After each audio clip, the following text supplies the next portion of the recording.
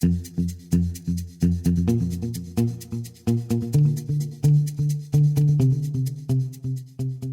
fellow innovators. This is Patrick Emmons.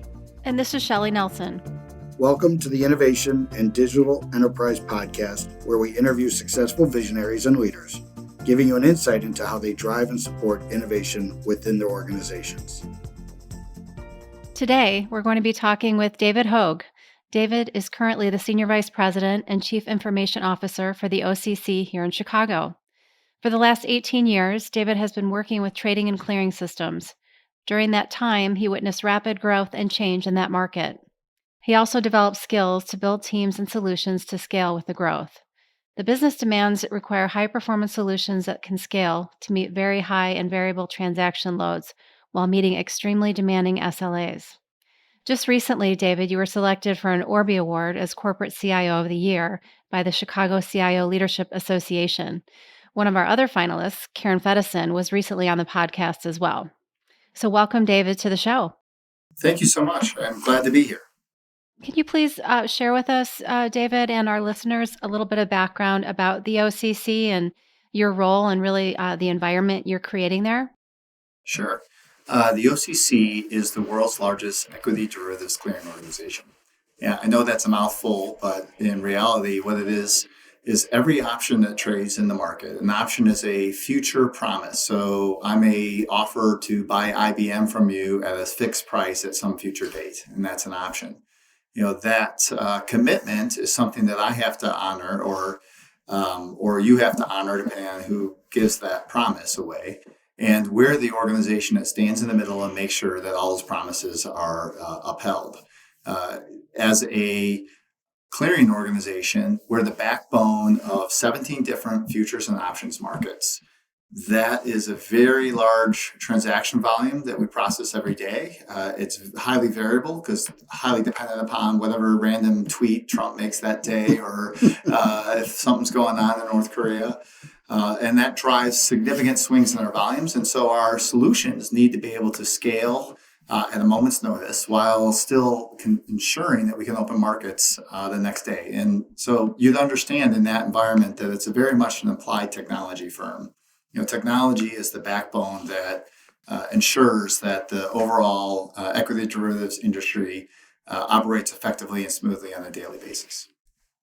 I'm really excited about having you on I know our previous conversation, before we got started recording, we talked about some of your startup days as well.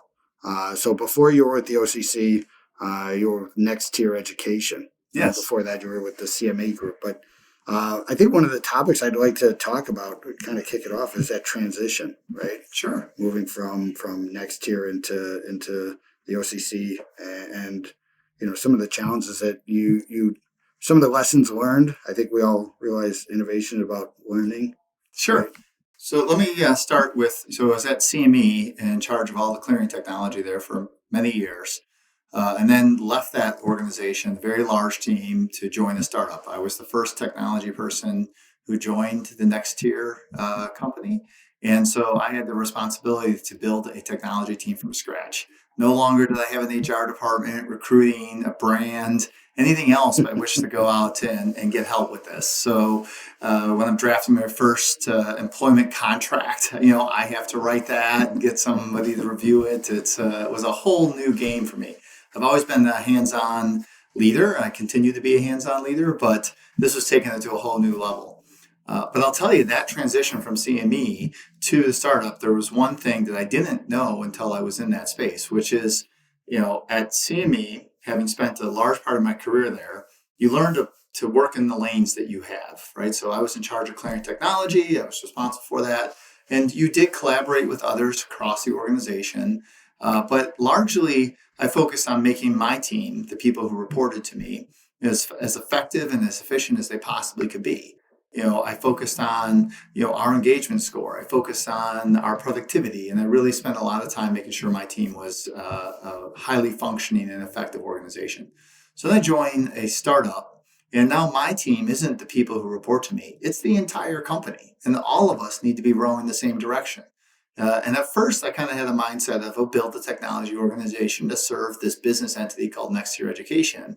But very quickly, I realized that wasn't enough. I was HR, I was payroll, I was the guy who did the network closet. You're involved with everything when you're in a startup, and everyone needs to pull that role. And so it really, I credit that position for educating me on the importance of thinking beyond your immediate problem domain and what are the problems of the business and how are we going to market and how are the tools that I'm delivering fitting into that broader ecosystem.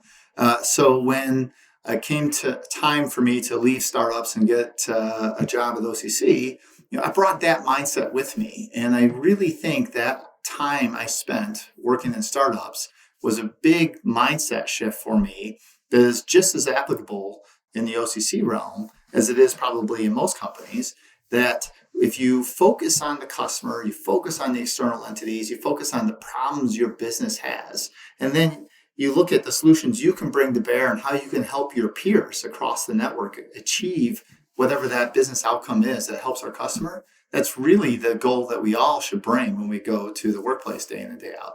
I no longer consider my team to be the people who work for me. Now my team is really my broad peer group, and we're all working together, and we have a lot of people in the organization who look to us as leaders to ensure that we are doing what's right for our customers, doing what's right for our business, and then ultimately doing what's right for all of us who work within that organization. Is that focus on customer, right? On adding value, right? Giving the ability for customer to pull value, as a technological leader as part of that. Yeah. Is that one of the challenges as you're working with people who, as a person with a degree in computer science and mathematics, was not aware of the business aspects as we're building software and doing these things? That's right. And that's not unusual. Historically, there was a very bright line separation between the business and the IT organizations. I think in today's world, you look at the success that the agile development processes have had. A big reason for that is that it brought the customer and the IT staff closer together. It's no longer, send a proxy to go and elicit requirements from a business user, and then that proxy comes back and he talks to the developers, because invariably you end up with telephone game. You end up building what was asked for, not what was needed. Mm-hmm. And the individuals who are involved. There's 1,000 micro decisions that get made every day by everybody in every organization. And not everything rises to the surface where you say, hey, hold on, I don't understand what you're asking me to do. So a lot of times people, appropriately so, make decisions on the fly to keep the project moving forward and keep things going along. But in that lies where the bulk of the problems occur. You do need to have contextual awareness of, well, what's this solution doing? How's it going to affect our customers? How am I contributing my part to that bigger picture? Because then when I'm making all those many micro decisions that I need to make and I'm accountable for and empowered to make, they're done with the right context and they're done with the right outcome in mind. I'm no longer focusing on a very narrow view of the world, i.e. just how do I make my software structured properly, or how does the code be clean, or which are also important characteristics, but also how does this fit into the bigger problem we're trying to solve? And when you have that lens, I think that's where you end up with the most elegant solution, and by elegant, the simplest solution you could possibly have to achieve the business outcome. So, David, I love that. It just goes to show that we never stop learning, we never stop growing. And just curious for our listeners out there, some of the folks that work in these very large organizations, what if they said, well, David, that just wouldn't work where I am. We're a company of, X thousand employees. We're very siloed, can't operate that way. What would be your suggestion on how to get started in managing the way that you just described? Sure. I mean, I had a very similar question actually from my own team earlier today, ironically. And so even though OCC is moving this direction, we're still a company in transition.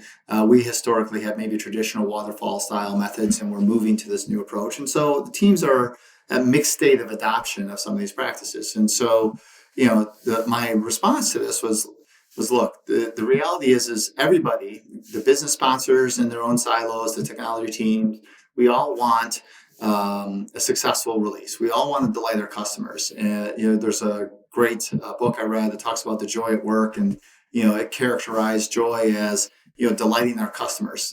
I think sometimes we forget, even the technologists who's writing that code, there's nothing more fulfilling that motivates you than to have your customer go, this is the problem I needed solved. This is the solution I needed. We all have that mindset. So I think if you start approaching the individuals involved in your projects and your teams and say, look, I'm asking these questions about business context awareness, engagement with my business users, because ultimately our goal is to produce the best product that meets their needs and will delight them at the end of the day. You may find you get folks who are stuck in their way and they're going to resist it, and that's going to be the challenge. And there's no easy answer for that, unfortunately. But if it's characterized as this is a way for us to be even better at what we're already doing good, I think that you can find opportunities for incremental improvements all over the place. I think everybody's willing, most people I've encountered are willing to take a small amount of risk, a small amount of change to see if it can improve things. And so, maybe you can't totally transform your organization to an agile shop overnight. Nobody can, so don't feel bad about that. But the many small incremental wins you can get that start advancing you towards that outcome, that's where you'll really get transformational change. It happens in many really small changes. Maybe tomorrow we're going to use Jira and we'll start tracking our backlog of tickets. I'll share a story if for a moment. One of my teams when I was years ago, the dev manager came across Jira, which is widely used today for tracking work and managing backlogs of to-do lists and executing in an agile way. But it wasn't used within the organization at the time that one of my staff members came across it. So what he did is he went out, took his own credit card. They had a 10-user license that was $50, put his own credit down, bought a 10-user license, brought it in, and started using it just for his own team. And his work there yielded immediate benefits to their ability to manage their workload, make commitments, manage their priorities, and communicate with their stakeholders. So it was a guy working in isolation, had an idea, brought it into a shop, started leveraging it right away. I'll tell you, that germ of an idea ended up becoming the foundation upon which the entire CME organization now manages their work and drives their priorities. And I know this story is true across many companies as I've talked to others about it. So, that willingness to put your neck on the line, in this case, my buddy who put the $50 on his credit card to bring that thing in and just try a little bit of innovation, when it makes them excel above their peer group, wildfire. Everyone starts adopting it because everybody wants to be better at what they do. We all want to come in and delight our customers every day. And so when you see a shining example, you tend to gravitate towards it. That is an awesome story. I think there's some things we got to talk about as well about creating a culture where people feel empowered to do that. Because I know you said that happens all the time. I don't think it happens as often as it doesn't. Right? I think that's part of the challenge. I agree. So, how do you create a culture where somebody is going to take their credit card, and ask for forgiveness instead of permission? Because I think everybody who's listening now has had that bad manager who's given them that coaching lesson of like, hey, I'd rather you ask for forgiveness than ask for permission. Yeah. So you're abdicating leadership. That's great management style you've got, right? You've now delegated responsibility. Wow, you're a genius. But that person did it, right? Mm-hmm. And they did it with the idea that I'm trying to do what's right. But that also means that they lived in a world where they knew punishment wasn't going to be meted out. And I think we all know that there's organizations where success leads to punishment, sure, right? And so what are some of the things that you're doing to create that environment where somebody, as you call him, your buddy, right, who's probably 2 or 3 steps down the tree from you, but he's your buddy, right? Yes. How does he take that action? So I think there was some history there. We worked together at, the same organization, but years prior to that event, and a very small team. I was managing a team of 3 or 4 people at this point. And, I would have our weekly team meeting and I would go around the room and I would ask them, I said, well, what did you do to improve this organization in the last week? And I can tell you, the first time I asked everybody that, they thought I was joking. They thought, like, what is this guy? Why is he asking me this? Oftentimes I got no response or a kind of a smart alecky response, to that inquiry. But every week I'd ask that same question. And I think after about a month, they said, holy cow, this guy is not going to stop asking me. I better get some good answers. And so back to my point earlier, one guy came in with a good answer. Well, the next week, the other folks were like, I got to have a good answer. And so we just all started with this idea that it doesn't have to be that big bang, transformational, blow everything up and do things different. There really is small little wins we can all take solace in on a week in and week out basis. And if we focus energy on it and make that part of our mission of continuous improvement, I find that has a compounding return, that when it becomes part of your organizational culture, you get this type of innovation that occurs in all walks of life that you don't even know what's going on. And because everyone's interested in it, there's a lot of information sharing because everyone's proud of what they've done. So they're proactively communicating. And there's a lot of healthy competition and holy cow, I want that too. So what can I do and how do I improve on that? But it doesn't happen overnight. There was years and years of kind of reinforcing this notion of incrementalism is okay. If I try something and it doesn't work, that's also okay. The only thing I'm sure of is I don't know if that new thing you try is going to make us better or not. But I'm confident if you don't try it, we're not going to get better. That's the kind of the mantra I used to tell people is, try it, and just fail fast. If it's not working, pull the ripcord.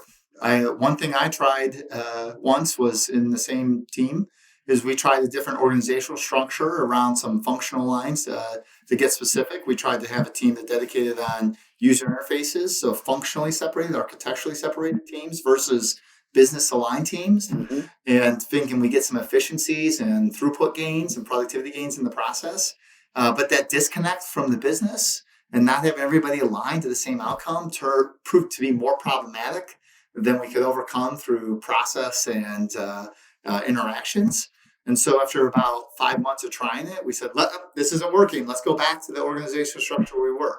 And I can remember people at the time were a little frustrated, right? Because here I just got a new boss, and now 5 months later, you're moving me back to where I was before. And they stood up in front of the room and said, yeah, I thought this was going to make life better.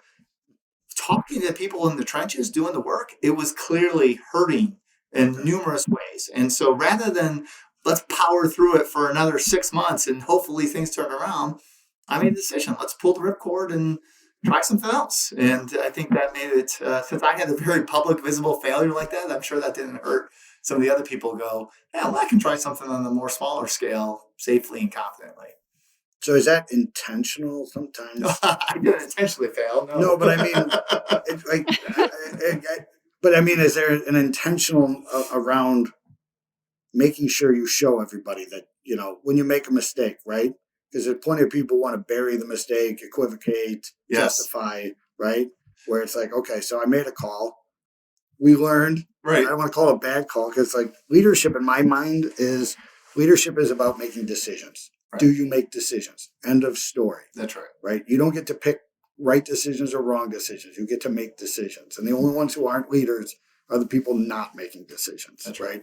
Everybody, there's a great scene in Game of Thrones where they're sitting on top of the wall and the old crow is talking to Jon Snow and he's like, you can say it if you want, because he was supposed to bury whatever. Yeah, right. The giant showed up and it's like, oh, you can say I told you so. But really great scene, really not appropriate for but you could search it up. It's on YouTube. Sure. But I always use that as Yeah, so to that end, so there was a interesting study I learned about actually this morning, and this woman, she had studied highly effective teams, right? And so what she did is she was doing a different study first and found this kind of interesting anomaly, and I'll get to it in a second. So what she ended up doing is saying, let's study teams that are have good, strong relationship, good communication channels, proven well to work together, have good outcomes, and let's study them. And so she looked at operating room teams, right? So folks who are doing procedures, medical procedures, and they're tracking it. And so she studied these multiple teams, and she had some teams which were characterized as high performing, right, from all the characteristics I just mentioned. And she said other teams that didn't have those strong relationships or those strong communication channels, and they weren't as high performing as the other ones. She kept track of the number of there was a measure that they had in the data, which was the number of errors that occurred during the procedure. And at first, analysis, she found out that there's definitely a statistical correlation of highly effective teams to the number of errors that occur during an operating procedure.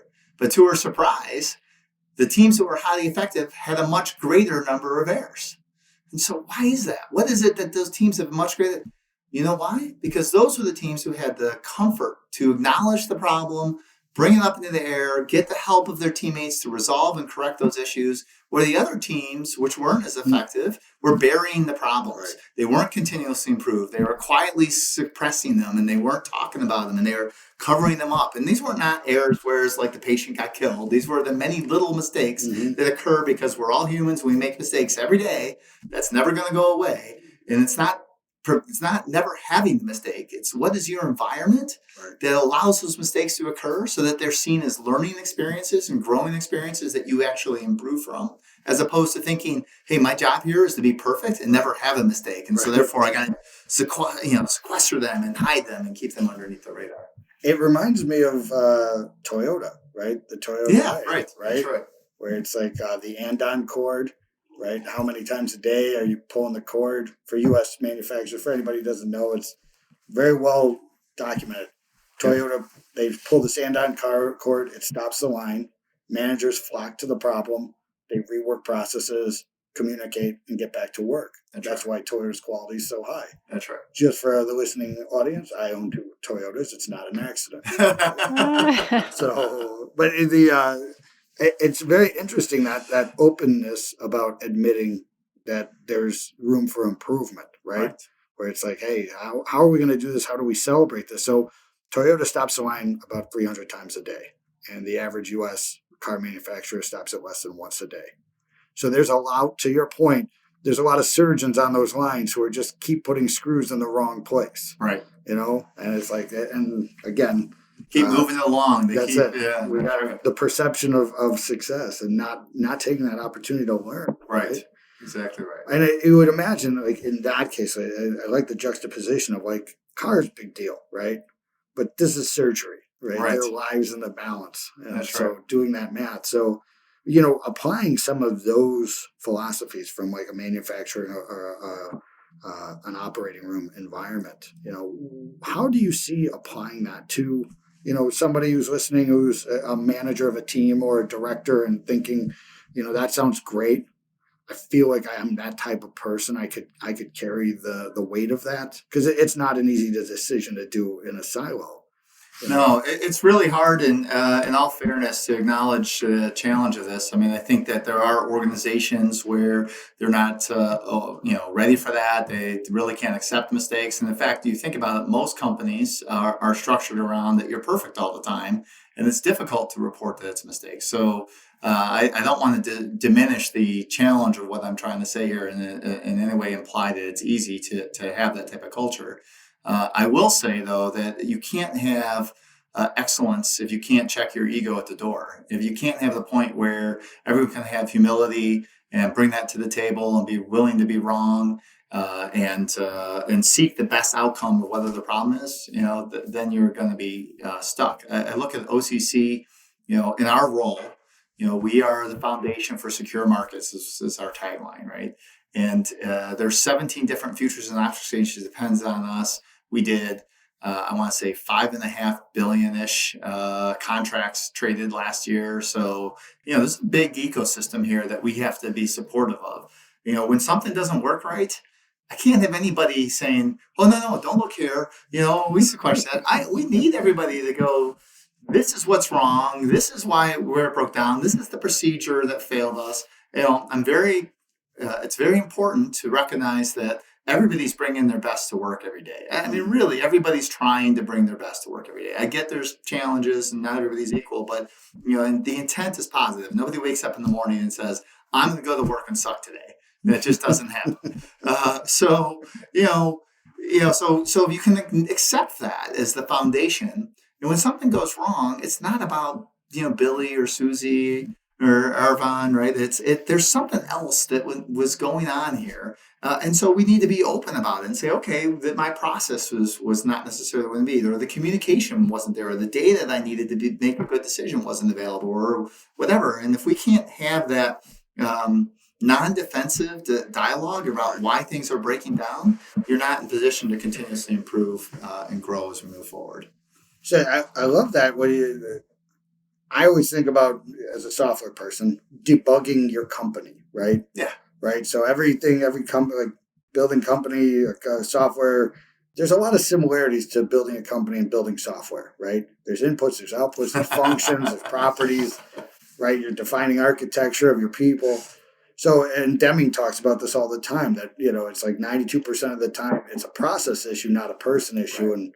And so is there something that you do to debug, your business when you're looking at some of these things, and to take the assumption of guilt or blame, or that kind of negativity that goes with it, the blame, right? Yeah, I think from a leader's perspective, you've got to be very careful on when you are doing this sort of root cause analysis and you're digging into it. And, a lot of times I have folks who want to give me the whole history that led up to where we're at now. If that history is in the context of let's learn so we can figure out where the root cause is, that's great.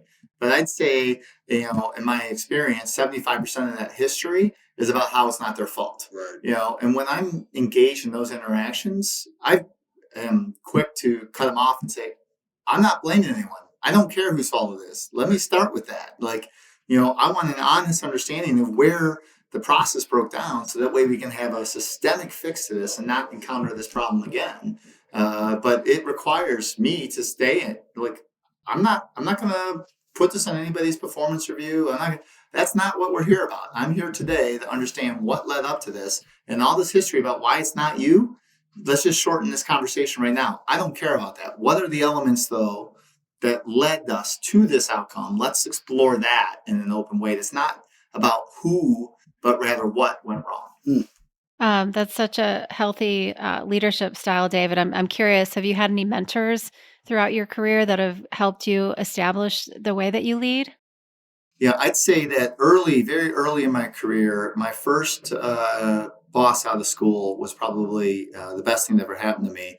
I was year in the job, and my boss ends up quitting, right? So I'm 22 years old. I got a 28-year-old manager who's managing me. He leaves the organization, and I remember, this old guy, 28, leaving the organization. I know, right? Yes, so I do remember. And so now I'm working for my boss's boss, and I'm talking to him. He's like, look, he goes, while this guy's out, we need you to kind of step in, and just do what he was doing until we find somebody to fill that role. And so I stepped in and I started doing what my old manager was doing. And about 3 months later, my boss comes to me and goes, you're doing a great job. We're just going to have you keep doing this, and I'm like, yeah, but I'm only like a year and 3 months out of school. He's like, yeah, but you're doing fine. So great, go ahead, keep doing it, so then you ask the question, but, I'm planning to take some vacation next week. And he's like, well, that vacation is your time. And so the point of this is it wasn't about him, it wasn't about the company, it was about me, the employee, right? And really the emphasis was on, what do I need to be successful? How does he support me? How does he, and that orientation is kind of carried throughout my management career, right? And don't get me wrong, I've made many mistakes over the life, and a lot of my learnings have come from those mistakes. But there has been this orientation towards, supporting my teams, developing my team members, listening to them sincerely, and trying to understand their situation, because then I find that's when I'm best positioned to figure out how I can coach and develop them in their career. It is amazing how much there's so much things that happen to us at a younger age that impact us in ways that you just wouldn't imagine, that, and then you think about, as we've become a little bit older than 28, we move past that, and on a daily basis, you're doing that for other people right now, right? So you know that there's somebody in your organization. Do you think about that sometimes are you aware of that? Like in the moment?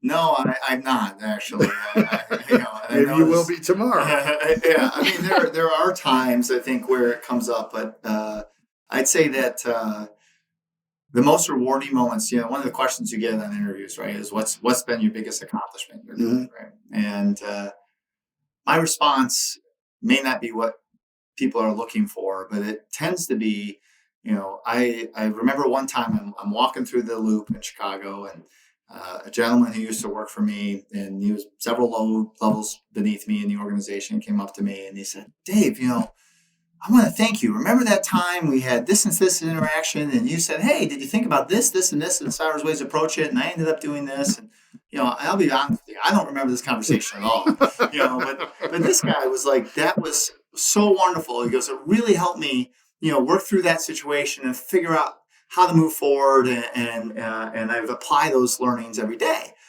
And to me, it's like, holy cow, like that impact, that ability to help someone grow and develop and become those future leaders. Like, to me, that has been my favorite thing when I reflect on my career that I'm most proud of, is those individuals who've risen through their own organizations and other companies when they're no longer working with me. I couldn't be more proud of their accomplishments, and then reflect on my own contributions to the guidance and help that maybe I did. To me, that's where I feel like has been some of my biggest accomplishments. That's great. That's awesome. I find that, I coach kids sports. I find that same thing where it's like when you're with a team for long enough, right? Not just a year-to-year team, but a little bit longer, and you've had an impact. Like my 8th grade team was graduating for lacrosse and going into high school, and like last game of the year, I'm saying goodbye to these kids, and some of them, they're like, "See you, coach." And it's like, no, this might be the last time we see each other. And they're like, "Yeah, okay, take care." Yeah, right. Like, I'm on the verge of tears, and they're like, "See you, bud." And I'm like, "Okay, well, hopefully you'll remember me someday." That's right. Well, speaking to how like young things influence you, don't think about that. When I was in college, my freshman year, I coached in a stay away camp, for kids that were coming down the Champaign. And, I did this for a couple of years in a row, and it was great fun, and I really enjoyed it. And then years later, I run into a kid who's now a senior in high school, and he sees me on the floor, and he comes up to me and he's like, "Dave," he goes, and again, I didn't remember him. There was many kids who came through the program, and it was for a 5-day session, right? He's like, "I just wanted to say hi and thank you," and all, right? And it struck me at that moment about how much I enjoyed coaching, right? And it was helping kids. Hey, I mean, I'm not even out of college yet, and then getting some of this feedback from kids. And so I coached children's sports as a young adult for years, just because I found Before you had kids. Before I had kids, just because I found it as such a rewarding experience. It's only when I started traveling for my job that had to come to an end. But I just found that was such a neat thing. And so again, fast forward now, those years I spent coaching children taught me to learn how to deal with the obstinate child who doesn't want to listen to you. Taught me that you got to take praise and criticism with a grain of salt, because for every parent who loved me, there was a parent who told me I was doing it all wrong. And so some of those early learnings I think really served me well throughout my career. Well, and the parent that loves you to the parent who hates you, if that's a 1-to-1 ratio, you are winning. Exactly. Generally not that generous. So you mentioned the obstinate child who's, so you're talking about developers. That's a joke. As a developer, I'm required to say at least 3 anti-developer jokes. But I do think, so my wife is a teacher, and I do have this concept that it's nowadays specifically, the ability to teach is such a critical role to lead, right? Because everybody is learning faster than ever before, right? And you're not going to get a team full of people who have been there, done that. Right? Your ratio of that is going to be worse than ever, and worse in that everybody's looking to upskill, everybody's looking to move, right? And the job of the manager and leadership is really to harness that. And how do you get value for the business while these people are learning? And the idea that I'm going to wait till I have a perfect team is just a fallacy, if it was ever true, and I don't know if it was. So is that something you're looking for with your leaders and teachers? It is. It's really hard, though. I'll tell you. I'd say coaching has always been a part of the job, but I think one of the mistakes that I make on a regular basis to this day is when you start working with folks senior in their careers and they've been around a long time, I used to assume when I was a junior manager that people didn't have the experience and knowledge, right? Well, now I tend to assume, okay, you've been in the software industry for 20 years, and so what do I have to teach you? A more exception-based coaching, and I find time and time again that that's a mistake that I'm making. I've got to do a better job at reaching out to my team and senior leaders across my organization or across the company as a whole and understand, well, wait, is something uncertain or unclear or where that maybe they don't feel comfortable bringing up or raising that concern, maybe more proactively on my part, reaching out and getting that input. And so every now and then I got these moments where I remember, oh, go out and ask, inquire, don't assume competence any longer. And it's not a way of saying that they're incompetent. Let's be clear here. But rather, there might be opportunities where I've got experience or knowledge or coaching opportunities that I should be applying them instead of assuming, okay, they totally get it, totally understand it. Let me move on and work on the next problem. And so I think that's a trap that managers need to watch out for, is that, that coaching will be well received, and especially if you frame it and lead it through inquiry and questions as opposed to dictates and direction. One of the things that I always wrestled with, especially in the coaching, you're educating, you're elevating, and you've got some folks that on the opposite side, they're newish. You get the battle tested, veterans, they know what not to do. They may not know exactly what the right answer is, but they're like, don't touch that bar, right? Yeah. You blow up there, right? That's right. Don't touch pure evil. So my question is, like, when you're balancing letting somebody be innovative in their role, right? And knowing that they're making a terrible decision, right? And you're like, do I let them touch the stove? Do I wake them up to this? Because it's almost a double-edged sword of, I've actually let somebody go on a JavaScript framework I just shouldn't have let them do. And then when it all went bad, they're like, why didn't you stop me? Right? That was actually how they responded to that. I learned a little bit about them that day. But Sure. So what are your strategies when you're faced with that of, like, do I give them leash? Do I let them know this is a bad idea? What's your thoughts? Yeah, I mean, it is very tricky, as you point out. I tend to err to the side of giving them the leash. I will ask leading questions. Hey, did you consider this? Did you consider this? What about this aspect? So instead of saying, hey, don't use that framework, I'll say, well, what are the things that I've learned that create the path they're on to be not the path I would go, right? Mm-hmm. So focus on those issues and those concerns, as opposed to, hey, wait a second, this thing over here is much better, right?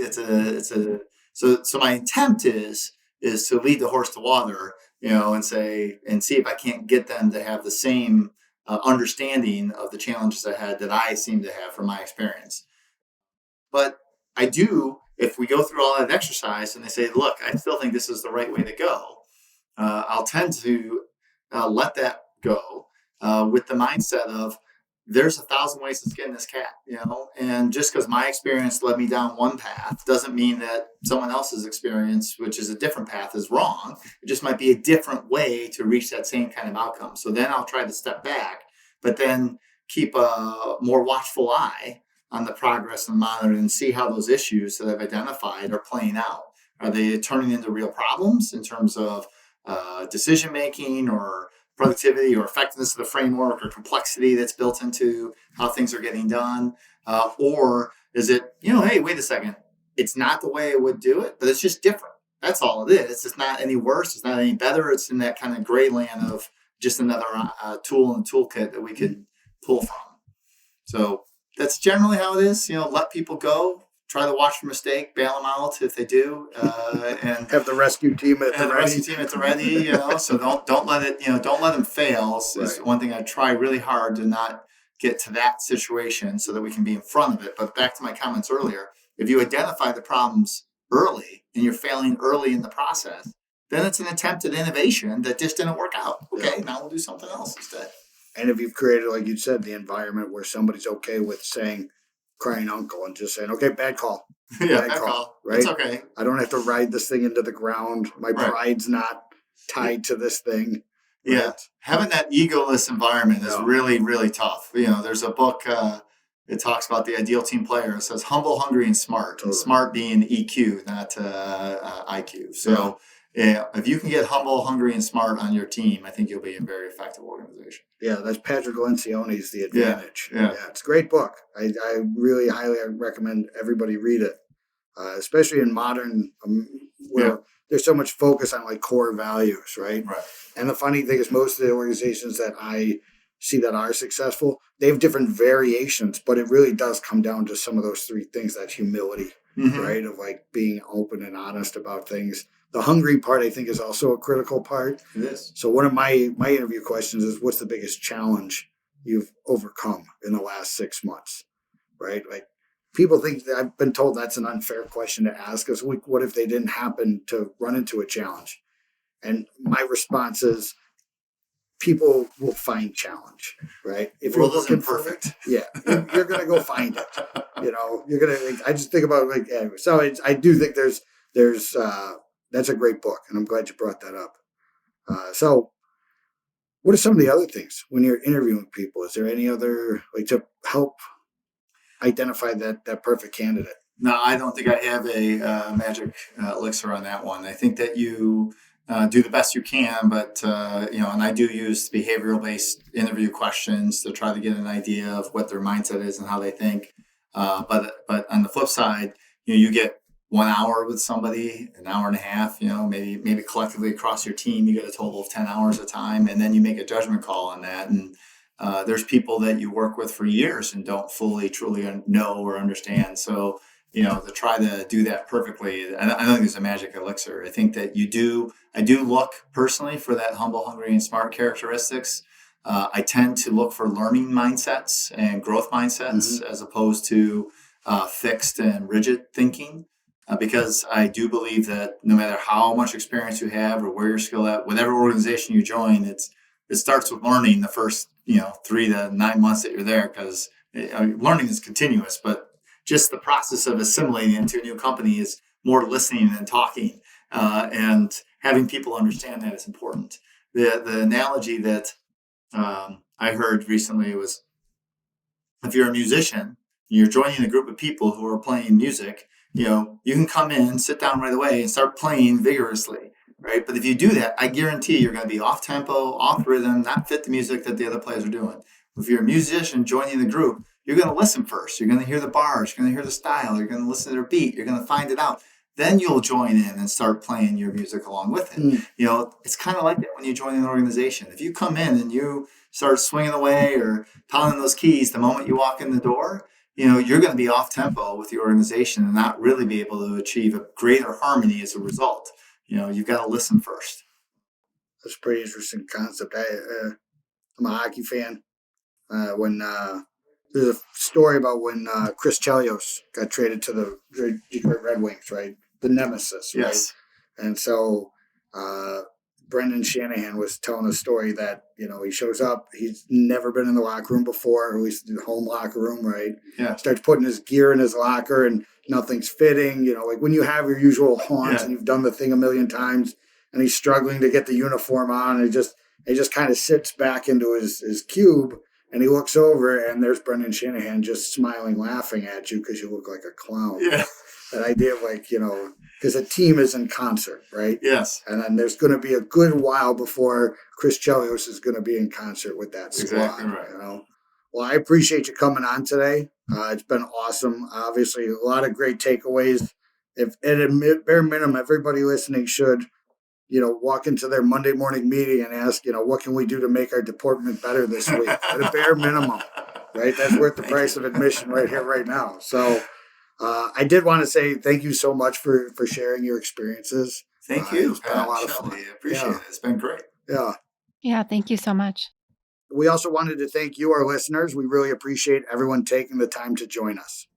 And if you'd like to receive new episodes as they're published, you can subscribe by visiting our website at dragonspears.com/podcast, or find us on iTunes, Spotify, or wherever you get your podcasts. This episode was sponsored by Dragon Spears and produced by Dante32.